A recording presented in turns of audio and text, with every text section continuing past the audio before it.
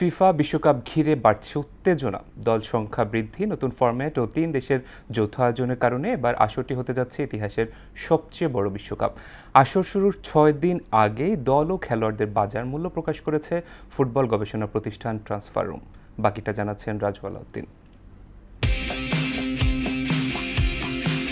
2026 football বিশ্বকাপ শুরুর আগে আলোচনায় উঠে এসেছে দল ও খেলোয়াড়দের বাজার মূল্য। ফুটবল গবেষণা প্রতিষ্ঠান ট্রান্সফার রুমের বিশ্লেষণে দেখা গেছে বিশ্বকাপের সবচেয়ে মূল্যবান দল ফ্রান্স। অন্যদিকে সবচেয়ে দামি ফুটবলার তালিকায় আছেন স্পেনের তারকা লামিন ইয়ামাল।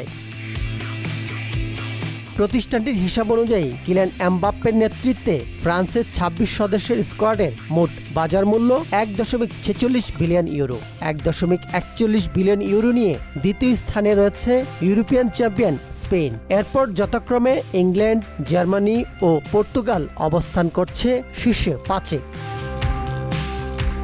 বিশ্ব ফুটবলের দুই পরাশক্তি ব্রাজিল ও আর্জেন্টিনা বাজারের মূল্য দিক থেকে পিছিয়ে রয়েছে।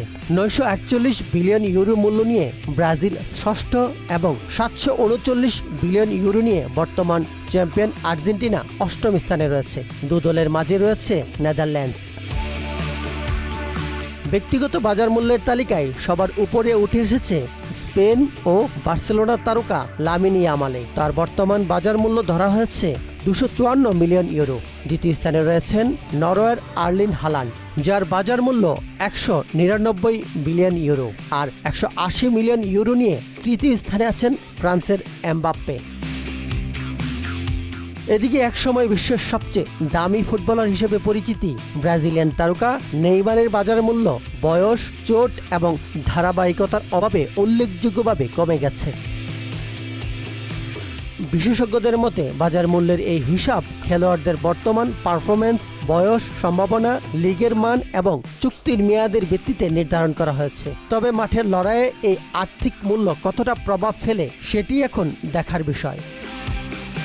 রাজু আলাউদ্দিন, মোহনা সংবাদ।